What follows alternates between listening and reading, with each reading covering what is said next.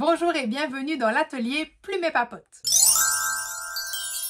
Aujourd'hui, je te présente le jeu Catégorie à la renverse qui est un jeu hyper dynamique, ludique et qui bouge tout le temps pour travailler l'association de mots et donc la rapidité de lecture. Dedans, tu trouveras plein de petites plaques pour réaliser des jeux différents mais également avoir plusieurs versions du jeu.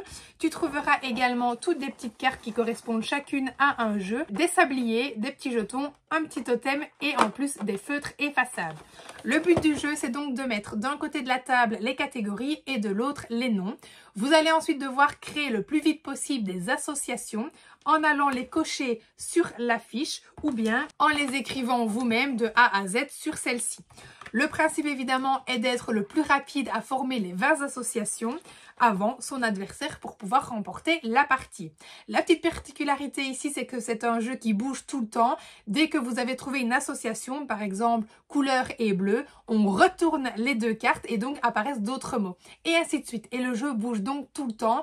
Quand on est bloqué, il faut attendre que l'adversaire avance pour pouvoir trouver évidemment d'autres associations et ainsi de suite. Et donc vous l'aurez compris, ce jeu est hyper dynamique. Vous allez avoir évidemment d'autres versions, notamment avec le totem, où du coup les joueurs devront être le plus rapides à attraper le totem pour pouvoir donner une association. Vous allez également pouvoir jouer avec le sablier, donc soit une partie à 1 minute, soit à 3 minutes. Et là, sur le temps du sablier, il faut faire le plus possible d'associations. L'adversaire donne un petit jeton dès qu'une association est correcte et c'est celui donc qui aura remporté le plus de points à la fin qui aura gagné. C'est un matériel que vous allez pouvoir utiliser dès que l'enfant est à l'aise en lecture de mots.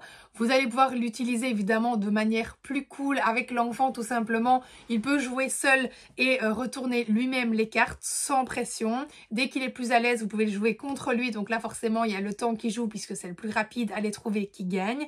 Et vous pouvez aussi jouer seul avec le sablier en ajoutant cette notion de temps qui, attention, peut être anxiogène pour certains.